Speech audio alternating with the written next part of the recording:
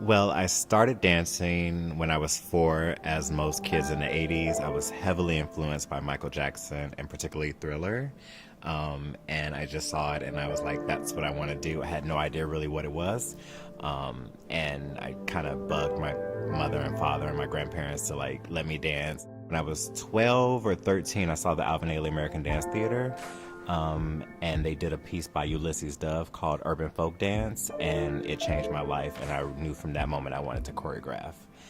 It was something about what I felt on stage watching that I was like, that's really what I want to do. I want to make people feel however he made me feel watching that at 13 or 12. I went to a performing arts high school in Ohio, and I was also on a full scholarship at our local ballet school. I was the only guy. I was a part of the very first class of the Joffrey Ballet New School University BFA program, so I graduated there in 2003. As a dancer, the biggest challenge was there was still not too many black male ballet dancers, black female ballet dancers as well. So it was really hard to kind of imagine where I could fit in if I didn't want to directly go to Dance Theater of Harlem, which is an amazing company. But the options were not as vivid for me back then as to where I could possibly go. So that was the biggest challenge as a dancer. As a choreographer, it kind of became the same thing, not coming from a huge company, but coming from smaller companies that don't have as much recognition. I think people had no idea who I was and weren't interested in taking a chance on a young, aspiring choreographer, whereas a lot of my other counterparts had those opportunities. So it was really about finding opportunities in someone who was interested in taking a chance on me. My first big break was in Harlem. It was E-Moves. It was the first piece I choreographed independently on my own. It was called The Hour Before, and it was presented in their annual presentation of E-Moves. And I utilized dancers that I had been working with, and I also had some friends from American Ballet Theater who were gracious enough to lend me their time to be a part of it. But that was really my first big break.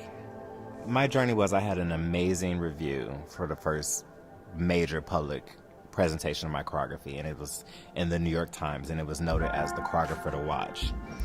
And from there, many people thought, oh, you're gonna find multiple opportunities. People are gonna be knocking down your door, and I got not one single call. And so from that, I learned that I had to not only trust and believe in what I was born to do, I believe, but I also had to trust my instincts and try to find my own path. Seek out people who were interested in me, and if people were not interested in me, to move on and to not get stuck in my head about, well, I'm not good enough or nobody likes me, because it really had nothing to do with that.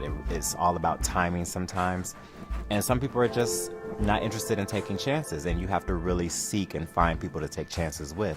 And then my biggest thing that I've learned is if no one is taking a chance on you, take a chance on yourself. And I started to create my own, and that's how I kind of formed my own company, which was Ballet Boy Productions. And I started producing a lot of work on my own, and that's when everybody started to really take notice. So that's my biggest takeaway, is if no one else is coming for you, go for yourself. Yeah. As many people know, or maybe many people don't know, in black households, like your picture of Jesus Christ is right next to Martin Luther King Jr. And so myself, people in my generation, we grew up, having that same kind of respect and kind of like admiration for him and his philosophy and his teachings. And the biggest thing that I learned from him is to try to create unity, even if it wasn't created for you. And which is bringing me to a really great point in my life right now, being here at Purchase. And this is such a multicultural school that I was blessed to have a cast that is fully multicultural, and showing that we can all dance together and look as one, even though we come from completely different backgrounds. So that's really what I've tried to carry with me to every company, every school that I go to. Always try to utilize everyone in the room. Seek out an Asian, a Latino, a Hispanic, a Native American, a black dancer, white dancers, all of us, because that's the world that we live in, and it should be represented on stage in its fullest form.